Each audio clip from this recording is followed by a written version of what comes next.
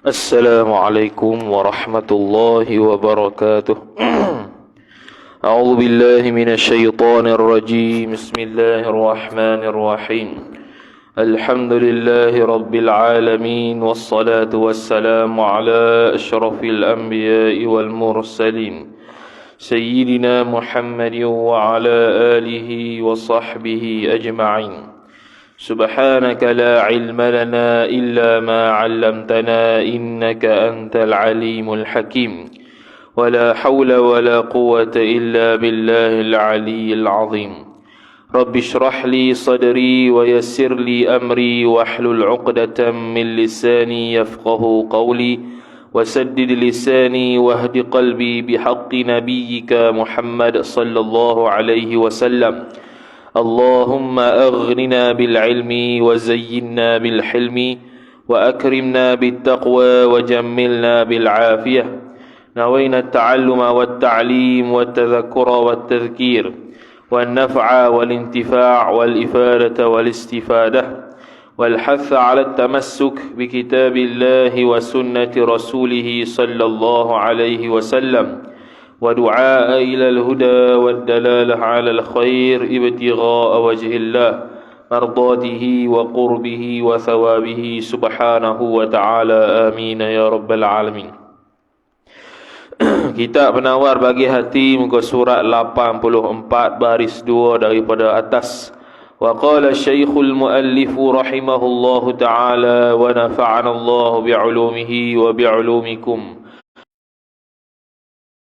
Kata pengarang Al-Syeikh Abdul Qadir bin Abdul Muttalib Al-Mandili Al-Indonesi rahimahullahu ta'ala, telah berfirman Allah Ta'ala, wa ma umiru illa liya'budullaha mukhlishina lahuddin. Surah Al-Bayyinah ayat 5. Artinya tiada disuruh akan mereka itu melainkan dengan menyembah mereka itu manusia akan Allah Ta'ala pada ketika membersihkan mereka itu manusia baginya bagi Allah Ta'ala, yakni ikhlas akan agama daripada syurga yang besar dan syurga yang kecil. Jadi masuk sambung perbahasan yang seterusnya, bab yang ke-6 pada menyatakan ikhlas. Jadi ayat ini nak menunjukkan bahawasanya kita dituntut untuk menyembah Allah Subhanahu wa ta'ala dalam keadaan ikhlas lillahi ta'ala. Ikhlas tahap dia ada beberapa lah, ada 3 peringkat. Sekali pun dia akan sebut maksudnya. Ada tu, sebelah tu. Jadi ikhlas ni yang paling tingginya ikhlas lillahi ta'ala lah. Buat memang semata-mata kerana Allah Ta'ala, bukan kerana syurga ataupun kerana dunia. Dunia tu kira riak lah. Kerana syurga pun tidak, kerana takut neraka pun tidak, kerana nak nikmat syurga pun tidak belaka. Tu ikhlas tahap 2. Ikhlas tahap tingginya lillahi ta'ala semata-mata. Tu lepas tu dia kata tadi tu, daripada syurga yang besar dan syurga yang kecil, habis bersih belaka. Tak ada ingat satu apa pun. Nikmat syurga pun tak ingat, azab neraka pun tak ingat, hanya ingat Allah Ta'ala sahaja. Jadi orang yang mukmin, orang yang ada mahabbatullah, orang yang cinta Allah Ta'ala, Allah Ta'ala beri nikmat pun dia berasa nikmat, Allah Ta'ala beri bala pun dia berasa nikmat. Dua-dua tu ialah, mana kalau dia boleh telan dua-dua tu, dia tu orang yang betul-betul mengasihi Allah Ta'ala. Tu disebut dalam kitab Jam'ul Fawaid wa Jawahirul Qalaid karangan Syekh Daud Al-Fatani rahimahullah Ta'ala. Kemudian sabda dia, kemudian sambung, dan sabda Nabi sallallahu alaihi wasallam, innamal a'malu binniyati. Ni hadis ni biasa dengar lah. Hadis ni hadis 40 Imam Nawawi yang menjadi silibus. Jadi silibus hadis 40 yang orang duk kacau. Jadi hadis 40 tu hadis berkaitan dengan usul-usul agama. Tiang-tiang ataupun dia panggil tiang-tiang agama, pokok-pokok agama. Itu dalam hadis 40 Imam Nawawi. Hadis 40 ni ada banyak. Hadis 40 ni ada banyak. Hadis 40 targhib wa tarhib. Hadis 40 berkaitan syurga neraka. Hadis 40 berkaitan dengan amal. Hadis 40 berkaitan dengan dia panggil apa? percakapan Nabi yang pendek-pendek. Jadi ada banyak. Antara hadis 40-nya, hadis 40 Imam Nawawi yang mengumpulkan usul-usul agama. Jadi ini hadis antaranya lah hadis yang pertama dalam Sahih Bukhari. Innamal a'malu binniyati wa innama likulli imri'in ma nawa. Faman kanat hijratuhu ila Allah wa rasulih fahijratuhu ila Allah wa rasulih. Wa man kanat hijratuhu lidunya yusibuha aw imra'atin yankihuha fahijratuhu ila ma hajara ilaihi. Hadis riwayat Asy-Syaikhan, dia tulis bawah tu. Asy-Syaikhan tu makna Imam Bukhari dan Imam Muslim, daripada Sayyidina Umar bin Al-Khattab radhiyallahu taala anhu. Artinya, arti sabda Nabi sallallahu alaihi wasallam, hanya sahnya sah segala amal ibadat. Ini tafsir bagi mazhab Syafi'i. Kalau dalam mazhab Hanafi, dia tak kata hanya sahnya sah, tapi hanya sahnya sempurna segala amal ibadat. Jadi hadis sama, faham beza. Bila hadis sama, faham beza, maka hukum pun tubik beza juga. Mazhab Syafi'i, niat ni adalah benda yang wajib, rukun. Puasa pun wajib, sembahyang pun wajib, wuduk pun wajib, mandi wajib pun wajib, zakat fitrah pun wajib, wajib belaka niat ni. Tapi mazhab Hanafi, dia ni niat ni tak dikira sebagai rukun, dia dipanggil sebagai benda yang menyempurna ke ibadat saja. Kalau tak ada niat pun sah. Itu mazhab Hanafi. Ini tafsiran bagi mazhab Syafi'i. Hanya sah segala ibadat itu dengan sebab segala niat. Dengan berdasarkan niat. Niat yang baik, 1 pahala dah. Dia buat amalan yang baik berdasarkan niatnya, 10 pahala. Dia niat nak buat jahat, kena tengok niat tersebut ada sampai tahap azam ke tidak. Kalau tak sampai tahap azam, tak tulis lagi lah. Kalau dah sampai tahap azam untuk buat maksiat, tulis dah 1. Tulis dah 1. Tiba-tiba tak jadi buat maksiat, wajib bertaubat. Sebab dia sudah berazam untuk buat maksiat. Tapi kalau maksiat, seseorang tu melakukan maksiat, dikira 1 dosa. Tapi seseorang kalau buat kebaikan, dikira 10 kebaikan. Itu rahmat Allah Ta'ala, supaya menang balik kebaikan. Kalau menang balik dosa juga tak tahu. Memang teruk sangat dosa kita tu. Dan hanya sahnya bagi tiap-tiap seorang barang yang berniat ia seorang akan barang. Apa yang dia niat, itu dah dia dapat. Lepas tu berlaku khilaf ulama, hukum dia tu seseorang beribadat dalam keadaan bercampur niat lillahi ta'ala dengan dunia. Berlaku 3 pandangan khilaf.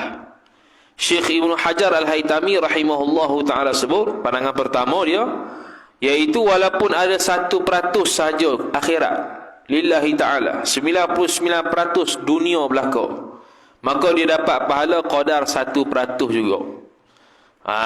Qadar apa? Berdasarkan firman Allah Ta'ala, faman ya'mal mithqala dzarratin khairan yarah wa man ya'mal mithqala dzarratin syarran yarah.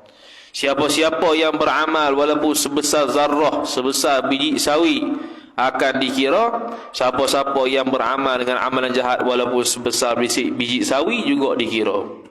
Jadi walaupun 1% dia punya amalan niat dia, kerana Allah Ta'ala 1% dapat, 99 lagi tak dapat. Itu pandangan pertama.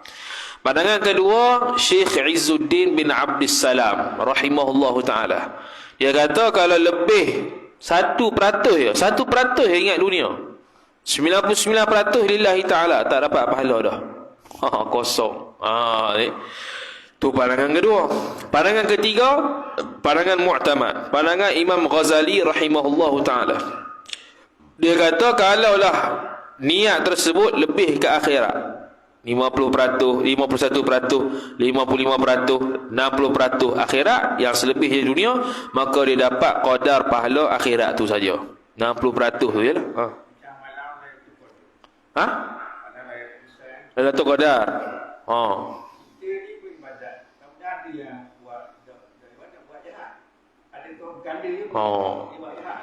Okey.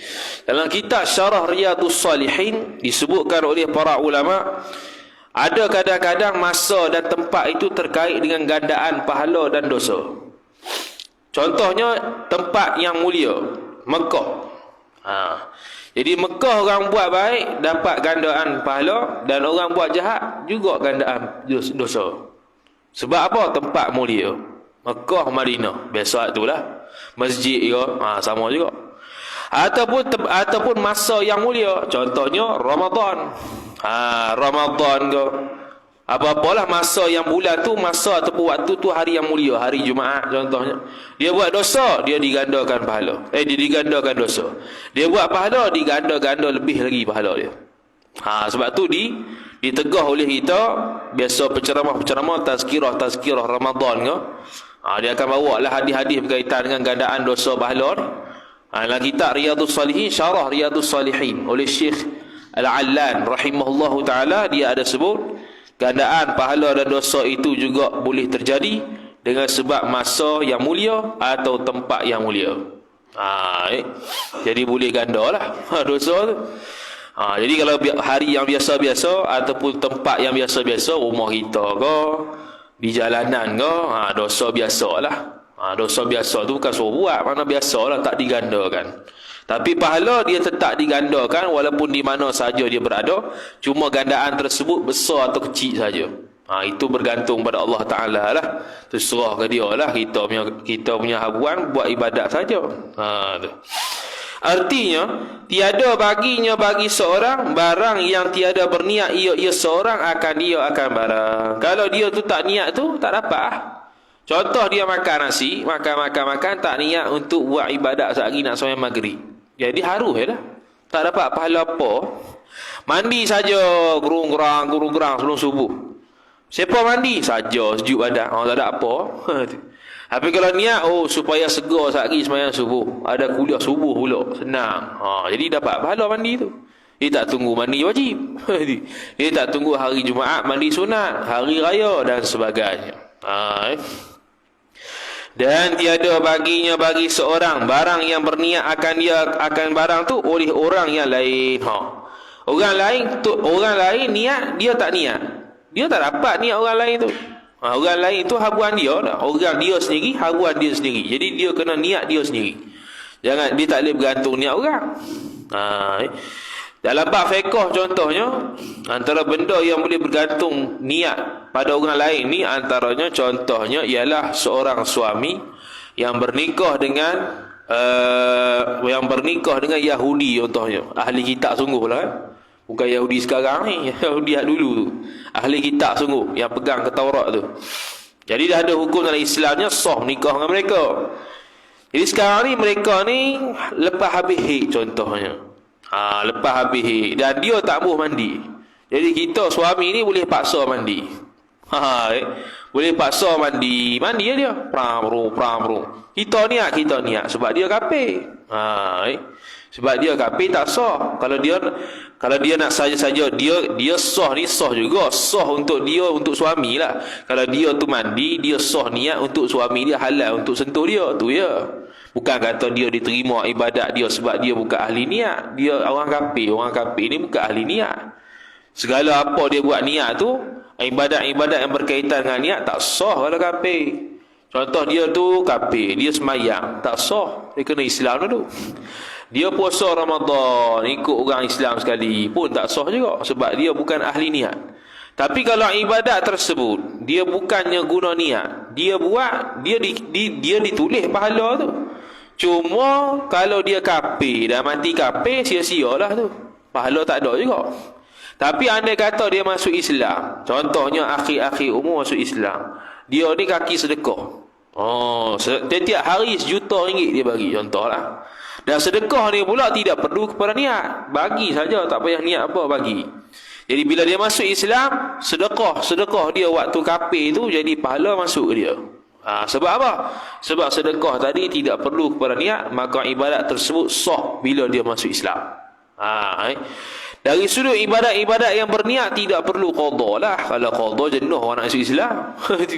Malah masuk Islam apa? Hari kena qada semayang. Habis tak ada model lah kita tu. Kemudian kata musannif, maka barang siapa berpindahnya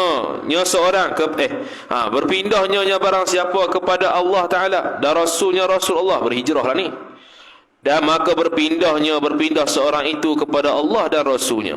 Artinya, barang siapa yang berpindah dari negeri kufur kepada negeri Islam dengan niat mengikhlaskan kerana menjunjung perintah Allah Subhanahu wa taala dan Rasulnya Rasul Allah, maka berpindahnya seorang itu mulia dan diterima dan diberi pahala. Ini khusus bagi sebab kenapa Nabi SAW ucap ginilah, dia kena ada hijrah.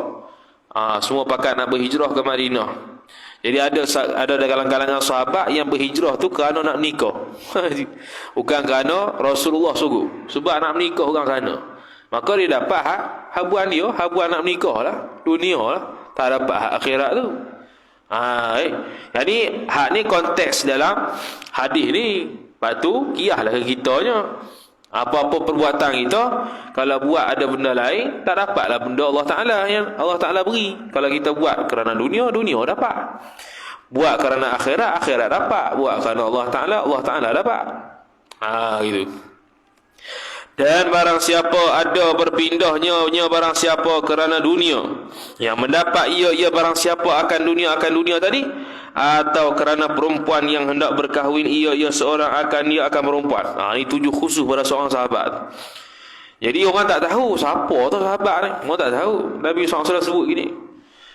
Tapi orang yang nak kahwin itu terasa lah. Maka berpindahnya barang siapa tadi kepada barang yang berpindah ia seorang kepadanya kepada barang tadi sangat keji. Kalau pindah kerana Allah, kerana selain Allah Ta'ala, dia itu niat yang sayyi'ah, niat yang buruk. Tambah pula kerana dunia, harta dan sebagainya. Hak tu tak dapat pahala langsung, kosong. Kerana menzahirkan ia seorang akan berpindah kepada Allah dan Rasulnya Rasul seorang, dan menyembunyi ia seorang akan yang menyalahinya sekalipun. Zahir nampak macam buat kerana Allah Ta'ala, sembahyang, puasa, haji, umrah. Dalam hati ada benda lain. Ada hati bukan kerana lillahi ta'ala, kerana nak menunjuk contohnya, kerana tak mau orang keji dia contohnya, kerana tak mau orang mengumpat dia contohnya. Tu kerana makhluk lah. Kadang-kadang sekarang ni, zaman sekarang ni, nak buat benda betul dipandang lekeh orang. Kita nak buat benda yang berbetulan dengan syariat, orang nampak macam lain. Kalau buat yang berbetulan dengan maksiat, orang rasa betul. Ni zaman sekarang. Buat berasa macam betul, rupanya maksiat. Kita nak buat cara betul, orang pandang lekeh. Macam mana? Orang nak buat cara betul, syariat suruh gini, orang pandang lekeh sebab dia tak pernah buat gitu. Kalau dia buat benda yang macam tu, cara maksiat, dia orang lain, orang pandang, masyarakat pandang, berasa macam betul, padahal tak betul. Tu zaman sekarang lah. Apa-apalah, umum lah. Kita nak tunjuk benda betul, dia berasa tak suka. Kita biarkan benda salah, dia berasa suka. Jadi macam mana? Nak tegur ni payah. Lepas tu Imam Ghazali sebut ad-dinu, Imam Ghazali sebut an-nasihatu sa'bun wa an-nasihatu sahlun wa qabuluha sa'bun. Nasihat orang ni mudah, tapi nak terima nasihat orang payah. Berasa lain. Padahal dia nasihat tu bukan menjatuhkan dia, menasihatkan dia tu untuk memperbaiki diri dia. Cuma nasihat tu ada etika lah pula. Tapi nasihat dapat orang. Nasihat yang ikhlas lillahi ta'ala ni seorang-seorang, one by one. Tu betul. Ni tegur depan orang habis jadi aib kawan tu. Tu tak kena cara nasihat. Kemudian kata musannif rahimahullahu ta'ala, mencari harta, dan sembunyi-bunyi ia seorang akan menyalahi berpindah kerana Allah dan Rasul tu, sekalipun mencari harta dunia. Dan perempuan itu harus pada syarak, walaupun harus cari harta tidak haram pada asal. Al-aslu fil asya'i al-ibahah, itu kaedah mazhab Syafi'i. Beza dengan mazhab Hanafi, al-aslu fil asya' at-tahrim. Asal sesuatu tu haram. Tu mazhab Hanafi. Asal sesuatu haram melainkan ada dalil. Kita terbalik. Al-aslu fil asya' al-ibahah illa alaihi dalil. Asal bagi sesuatu itu harus melainkan ada dalil yang kata haram, baru haram. Ni kaedah yang tak boleh dipakai, yang tak boleh diterima oleh puak-puak salafiyah, tak boleh terima dia. Batu dia kata, ini bid'ah, itu bid'ah, ni bid'ah. Bid'ah tu apa sebenarnya? Haram ke tak? Haram, dia kata. Haram tu dalil mana? Sebab nak kata haram ni mesti kena dalil. Dalil dia apa? Nabi tak buat, selesai. Tu. Nabi tak buat tu dalil dia. Kalau tunggu Nabi tak buat, habis kita ni. Haram belaka. Tu. Tukar bank haram. Haram belaka mana Nabi ada bank? Tu. Kalau kata Nabi tak buat. Nabi kalau tak buat, Nabi buat apa? Nabi buat dua ya, wajib dengan sunat. Kita ni buat wajib dengan sunat dua saja ke? Tak buat benda haru. Benda haru kita buat, khilaful aula kita buat, makruh kita buat, haram tu sikit-sikit ada lah juga. Tu ikut Nabi ke lah ke mana? Ikut Nabi sungguh. Ini dua ya, sunat dengan wajib, selesai. Tak sunat wajib, tak wajib sunat. Mana dia ada benda harus? Benda haru jadi sunat. Kita benda haru nak jadi sunat pun tak tahu nak kata macam mana. Tu. Ni boleh ke tak jadi sunat? Tanya pula. Tu. Jadi dalil Nabi tak buat tu, itu bukan dalil. Dalil haram ni kena dalil. Yang kata haram. Haram buat haram. Ataupun ada larangan, tiba-tiba ada dalil lain yang nampak kata macam harus, maka hukumnya makruh. Contoh Nabi SAW kata jangan kecim diri, jangan kecim diri. Tiba-tiba hadis lain Nabi kecim diri. Tu nak kata kecim diri tak haram. Bukannya Nabi saya saja buat benda makruh. Nak kata kecim diri tidak haram, hanya makruh. Siapa yang faham itu? Ulama selepas dia lah. Jadi Nabi buat sesuatu tu walaupun benda makruh, bukan sebab nak buat benda makruh, tapi nak tunjuk pada umat hak tu tidak haram. Tu ya. Nak tengok Nabi sungguh habis kita. Apa benda pun Nabi tak buat. Kemudian kata musannif rahimahullahu taala, dan sabda Nabi sallallahu alaihi wasallam. Hadis ini riwayat Abu Hasan Al-Basri. Mursalan ni hadis mursal. Hadis mursal. Hadis mursal ni hadis yang terhenti pada tabi'in. Contoh Hasan Basri tabi'in. Dia kata qala Rasulullah, tanpa merujuk pada sanad sahabat. Tu mursal lah. Hadis mursal ni hadis dhaif. Hadis dhaif. Al-ikhlasu sirrun min sirri istauda'tahu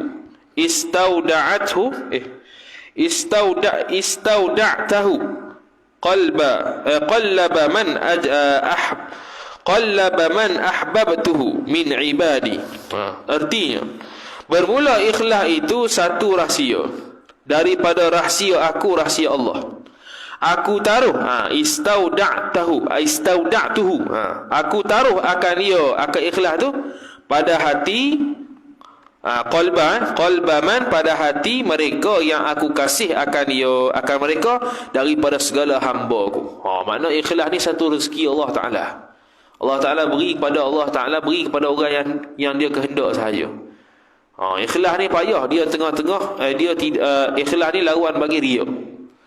Riak ni pula ada dua. Pertamanya buat amalan kerana orang, riak. Tinggal amalan kerana orang, riak juga. Tu. Dia tengah-tengah. Buat tu tak kerana orang dan tak tinggal buat tu. Dia asal awal-awal ibadat seorang tu. Asal-asal kalau baru first time nak buat, memang ada lah perasaan-perasaan nak suruh orang tengok. Memang begitu. Bantu kalau tu imam pertama kali jadi tu imam, gugup kawan tu. Terketor-ketor. Jangan baik tu imam. Tu imam payah juga. First time dia tu imam, baru balik kampung contohnya, orang jemput dia tu imam. Macam Fatihah tak cukup nampak. Walau dhali tak hafal. Apa dia mikir dah, saya nak baca surah apa? Baca Fatihah. Lepas tu dia sedakkan suara pula. Takut orang kata dah balik pada Mesir, Jordan apa semua, takkan lah suara macam ni, macam kerak. Dia pun sedap pusing lah suara apa kan. Dia ketar tu. First time.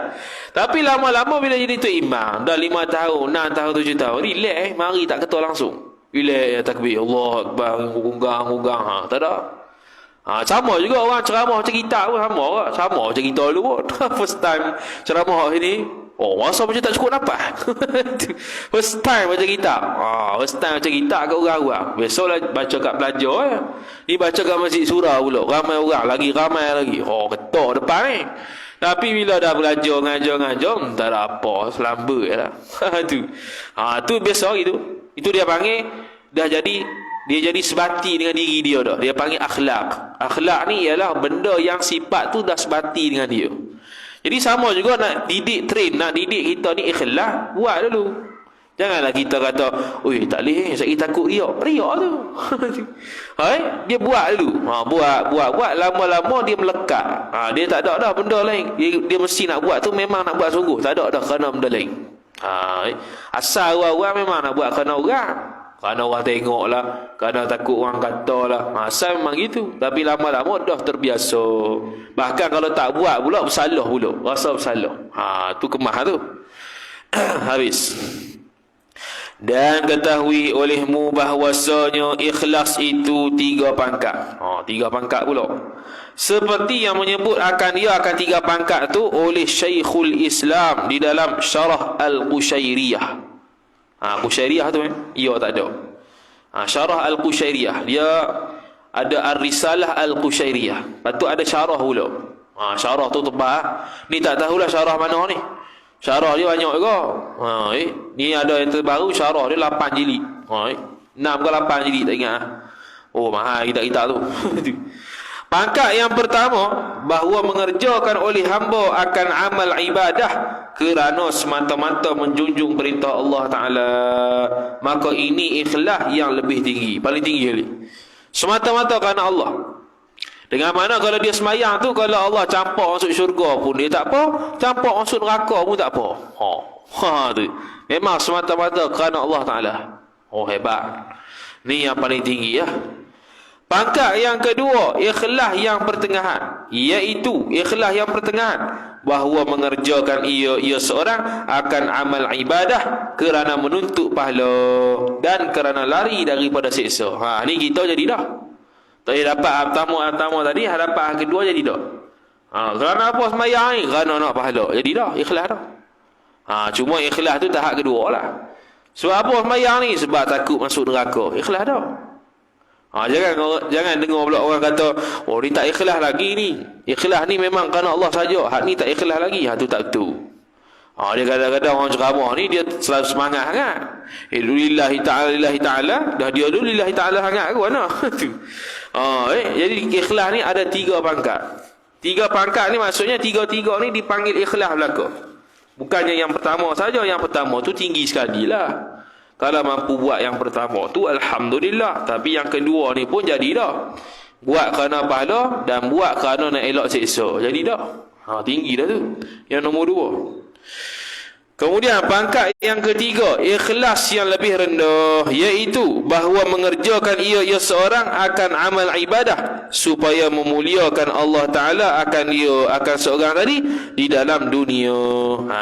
Atau selamat atau supaya selamat ia seorang daripada kebinasaan dunia. Contoh, baca surah Al-Waqi'ah, nak murah rezeki. Ikhlas dah. Ikhlas tahap pertama. Sebab apa? Sebab dia nak Allah Ta'ala beri dunia. Ikhlas dah tu. Ikhlas tahap 1. Dah baca Waqi'ah tu. Baca Waqi'ah niat kerana Rasulullah SAW baca. Jadi nombor 2. Niat kerana memang lillahi ta'ala dan Nabi SAW buat. Dapat nombor 1. Gitu. Bukan silap. Surah Waqi'ah baca tu buat apa tu? Kerana nak pahala.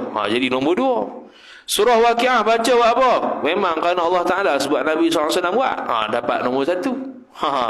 Tapi kalau surah Waqi'ah sebab apa? Sebab takut miskin. Tu nombor 1. Allah Ta'ala, supaya Allah Ta'ala beri kepada dia kemuliaan dunia, iaitu tak kaya lah, tak miskin lah situ. Walaupun fadilat dia memang begitu. Kalau orang tasawuf, dia tidak akan suruhlah ikhlas tahap pertama ni, paling kurang tahap kedua ataupun tahap ketiga. Kalau ahli hakikat tahap ketiga dah. Pok sufi tahap 3, tahap pertama tadi itulah. Tahap ketiga ni rendah kali. Paling kurang kalau kita ni baru nak berubah, contohnya dia daripada fasik kepada baru nak mayang puasa. Nombor 1 pun tak apa dah. Lepas tu kita ni hak lepas dah ni, pergilah pada peringkat kedua pula. Ada rezeki pula akhir-akhir hayat pergi pada peringkat ketiga. Jadi dah. Dia bukan kena pada rakaat pertama tu. Ketiga situ mana pertama. Kita duk biasa orang kita ketiga tu lillahi ta'ala. Hak sini dia bubuh pangkat pertama lillahi ta'ala. Kedua tu ikhlas kerana buat pahala, ada pahala, elok siksa. Yang ketiga kerana Allah Ta'ala memuliakan dia ataupun selamatkan dia daripada sesuatu. Jadi contohnya baca surah Waqiah ke. Kerana apa? Kerana nak elok apa? Nak elok apa kerana? Tu nak elok kebinasaan dunia tu. Yang pertama seperti mereka yang membaca surah Waqiah. Lah dia sebut dah. Contoh dia baca surah Al-Waqiah supaya memurahkan Allah Ta'ala akan rezekinya, rezeki seorang. Tu contoh dia. Memang murah rezeki sungguh. Dah baca bila Waqiah ni? Dia ada macam-macam riwayat lah. Ada yang baca pas subuh, ada baca pas asar, ada baca pas isyak. Mana-mana baca. Jadi baca lepas ni. Bukan tak suruh baca. Jadi kalau kita ni passion masih lagi terikat dengan rezeki, Allah Ta'ala beri rezeki baca surah Waqiah ni, ikhlas dah tu. Ikhlas tahap pertama. Keduanya seperti mereka yang membaca qul a'udzu birabbin nas tu supaya dipeliharakan seorang daripada waswas syaitan. Baca sebelum sembahyang contohnya. Dia niat qasad dia ialah untuk elok daripada waswas syaitan. Pertama, hak tu ikhlas yang ketiga. Kalau niat baca surah Al-Ikhlas itu ialah kerana untuk mendapat pahala, jadi nombor dua. Baca surah Ikhlas Al-Nas itu ialah untuk kerana Allah Ta'ala suruh sunat dalam sembahyang ataupun sunat sebelum sembahyang baca surah qul a'udzu birabbin nas. Maka nombor satu. Gitu Dan barang yang lain daripada tiga pangkat ini, maka tiada ada ia yang lain daripada tiga ni ikhlas. Bahkan adalah ia lain daripada tiga ni panggil riya. Riya. Tu. Menunjuk pada orang. Dia zahir nampak sembahyang, tapi dalam hati nak benda lain, nak suruh orang tengok. Riya tu. Dia tidak ikhlas. Nak dapat ikhlas ni payah. Orang belajar payah dapat ikhlas, orang mengajar payah dapat ikhlas. Payah. Benda payah tu lah yang kena nak tu. Sebab dia sifat mahmudah ni mahal. Sifat mazmumah ni mudah. Sifat mazmumah ni murah. Sifat mahmudah tu mahal. Jadi penambahan ni kena usaha sikit lah. Macam ilmu, dapat ilmu tu mahal. Jahil tu mudah. Sudah ya, murah ya, senang. Nak jahil mudah, duduk rumah saja. Gitu. Tak tahu benda hukum. Senang ya nak jahil. Tapi nak alim, nak reti, kena mari ngaji lah pula. Mari dengar. Maya maghrib, pas maghrib tunggu. Gitu. Kemudian kata musannif rahimahullah ta'ala, dan berkata Al-Imamul Ghazali di dalam kitab Al-Arba'in fi Usuluddin. Bukan Arba'in Nawawiyah pula.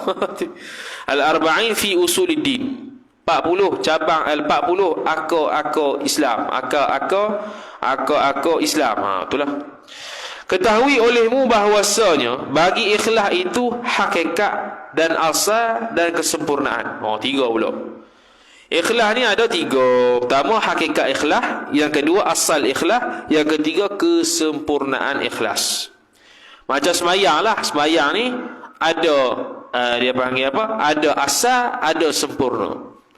Ada asal contohnya apa dah? Kita buat 13 rukun. Selesai sembahyang tu. Walaupun tak buat sunat hayat, walaupun tak buat sunat ab'ad. 13 rukun cukup. Sembahyang lah dia panggil. Tapi tak sempurna. Nak sempurna buat sunat hayat, buat sunat ab'ad.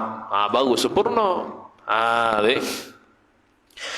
Kemudian kata musannif rahimahullahu ta'ala, maka ini 3 rukun.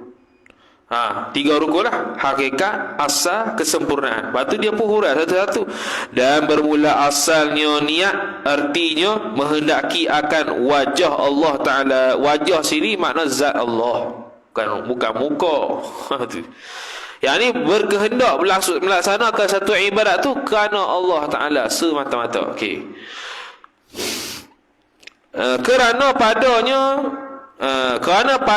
pada asal niat itu ikhlas. Al-aslu fi niyati ikhlasun. Asal pada niat tu ikhlas. Sebab ikhlas lawan riak. Sekarang ni kita tak tahu ikhlas ke riak, ikhlas ke riak. Asal dia apa? Niat kita ni asal apa? Asal niat ni ikhlas. Melainkan ada benda yang mendatang yang naklah selain daripada Allah Taala, dia jadi riak. Asal ni ikhlas niat ni. Okey. Dan bermula hakikat niat tu menafikan campuran daripada niat. Okey. Campuran apa ni? Campuran antara dunia dan Allah Ta'ala. Dia tidak berniat pada niat dia itu yang pada Allah Ta'ala, lillahi ta'ala itu, dia tidak ada campur dengan benda dunia. Itu hakikat niat. Hakikat ikhlas. Hakikat ikhlas tidak campur dengan sesuatu yang lain. Dia panggil bahasa Melayu suci murni. Macam air mineral tu tak campur dengan apa-apa pun. Putih gitulah. Itulah ikhlas. Hitam pun tak ada, za'faran pun tak masuk, apa pun tak masuk. Kalau za'faran masuk, jadi kuning. Za'faran bubuh dua utir, dua halus. Pak masuk, kuning terus air tu. Tu. Tu ubat lah. Za'faran tu mahal tu. Mahal 100 gram berapa ratus tau. Dan bermula kesempurnaan ikhlas itu benar tasdik. Benar adalah hati. Benar adalah hati. 3 tu rukun. Asal niat itu ikhlas. Asal niat ikhlas, melainkan ada benda mendatang yang lain menyebabkan kita lari niat asal kita, jadi riak. Hakikat ikhlas pula ternafinya bercampur dengan sesuatu yang lain. Jadi itu hakikat ikhlas. Ada semata-mata kerana benda tu, iaitu Allah Ta'ala, suci murni. Lepas tu kesempurnaan niat pula ialah benar. Benar adalah hati. Dia panggil benar adalah hati. As-sidqu. Benar adalah hati. Benar ada 2. Benar adalah hati, benar di mulut. Benar di mulut ni makna tak cakap bohong. Benar di hati ni, hak ni menyempurnakan keikhlasan seseorang. Betul-betul dia nak buat satu benda tu kerana Allah Ta'ala. Masuk sekali ikhlas. Dan bahawasanya benar itu bagi benar tu 6 pangkat pula. Kesempurnaan ikhlas tu benar. Lepas tu benar ni pula ada 6 pangkat pula. Dia bahas satu-satu. Barang siapa sampai ia barang siapa pada sekalian pangkat ni, sekaliannya akan pangkat sempurna, niscaya patut dinamakan akan orang itu dengan siddiq. Artinya orang yang banyak benar. Kalau semua tu dah sampai belaka dah, pangkat benar yang akan disebutkan ni, kalau semua ada belaka, maka dia ni kategori orang siddiq, orang yang banyak benar. Seperti gelaran yang digelarkan oleh Sayyiduna Abu Bakar As-Siddiq radhiyallahu ta'ala anhu, kerana dia banyak membenarkan Nabi sallallahu alaihi wasallam tanpa periksa. Peristiwa Isra Mi'raj dia benarkan tanpa ragu. Apa yang disampaikan oleh Nabi yang ditanya sahabat, bagi tahu pendapat dia kata terima tanpa ragu. Tu As-Siddiq. Pertamanya benar pada perkataan, pada segala kelakuan. Hak tu pertama. Benar pada perkataan, mana tak bohong. Pada segala kelakuan, segala keadaan. Keadaan sempit ke, keadaan dia senang ke, dia cakap dengan betul. Dia tak pernah bohong. Itu sifat Nabi sallallahu alaihi wasallam, sehingga digelarkan Al-Amin, orang yang amanah, sebab tak pernah bohong. Sebab tu bila Nabi SAW bila dilantik jadi Rasul, dia mengaku Rasul, orang tak tahu nak tolak ke tak. Sebab dia tak pernah bohong. Tak ada rekod yang kata dia tu pernah bohong ketika berniaga. Jadi semua dia cakap tu betul belaka. Bila dia mengaku Rasul, orang nak tolak pun tak sanggup tolak. Nak tolak ke tak tahulah. Tak tolak, ni dah bercanggah dengan nenek moyang sembah tok kong tu. Kalau tak tolak, canggah kan tu. Kalau tolak, dia ni tak pernah bohong. Macam mana? Itu orang tentang Nabi sallallahu alaihi wasallam habis-habisan. Pulau Nabi lah, keluarga Nabi lah, tak tahu nak buat apa dekat Nabi ni. Suruh dia berhenti daripada berdakwah. Sehingga kan diberi tawaran, nak harta kami beri harta, nak perempuan cantik kami beri, asalkan jangan sebo Islam. Tapi Nabi SAW tak embuh belaka, harta pun tak embuh. Puan lagi tak boh. Yang naknya ikut perintah Allah Ta'ala. Tu. Yang kedua, benar pada niat, dan iaitu benar pada niat, bersih padanya pada niat oleh yang menyeru kepada kebajikan. Artinya, tiada bercampur dengan yang menyeru kepada kejahatan. Tak bercampur lah. Maknanya semata-mata dia nak buat tu kerana kebaikan. Tak ada kecampur dengan kejahatan. Apatah lagi syubhat. Ya, ada 3. Halal, haram, tengah-tengah tu syubhat. Mutasyabihat boleh, syubhat boleh. Mana-mana boleh. Syubhat ni halal pun tak, haram pun tak. Jadi macam mana? Kena 3. Dia syubhat ni halal ke tak, haram ke tak? Dalam fiqh ni dia ada tafsir lah, dia ada terperinci. Kadang-kadang syubhat ni jadi makruh, kadang-kadang syubhat ni jadi haram. Antara syubhat yang makruh, contoh dia ialah seseorang itu ada kerja halal, ada kerja haram. Contohlah dia kerja siang, kerja kilang. Yang malam dia kerja kedai arak. Contohlah.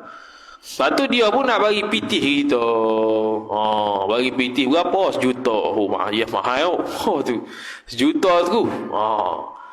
Dan kita tahu kata dia ni ada 2 kerja. Kerja yang kilang, kerja yang haram. Kerja yang halal, kerja yang haram. Jadi macam mana? Nak terima ke tak duit tu? Hukum dia makruh. Sebab dia tu bercampur ada 2 kerja, iaitu kerja halal dengan kerja haram. Dan kita tu tahu dah dia kerja gitu, cuma tak tahu secara yakin duit yang dia bagi 1 juta ni hasil mana satu. Takkan nak tanya.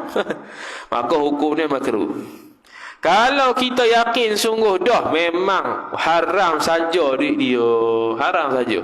Sebab dia tu kerja kilang arak contohnya, memang haram sajalah. Kaya memang kaya haram punya. Dia pun bagi duit kita, hukum dia haram ambil. Tu disebut dalam hasyiah i'anatul talibin. Kerana tu kita yakin dah tu sumber daripada sumber yang haram. Wallahu ta'ala a'lam. A'udzu billahi minasyaitonir rajim. Bismillahirrahmanirrahim. Alhamdulillahi rabbil alamin, wassalatu wassalamu ala asyrafil anbiya'i wal mursalin sayyidina Muhammadin wa ala alihi wa sahbihi ajma'in. Allahumma zidna ilma warzuqna fahma. Allahumma zidna ilma warzuqna fahma. Allahumma zidna ilma warzuqna fahma. Wa sallallahu ala sayyidina Muhammad wa ala alihi wa sahbihi wa baraka wa sallam. Walhamdulillahi rabbil alamin. Wassalamu alaikum warahmatullahi wabarakatuh.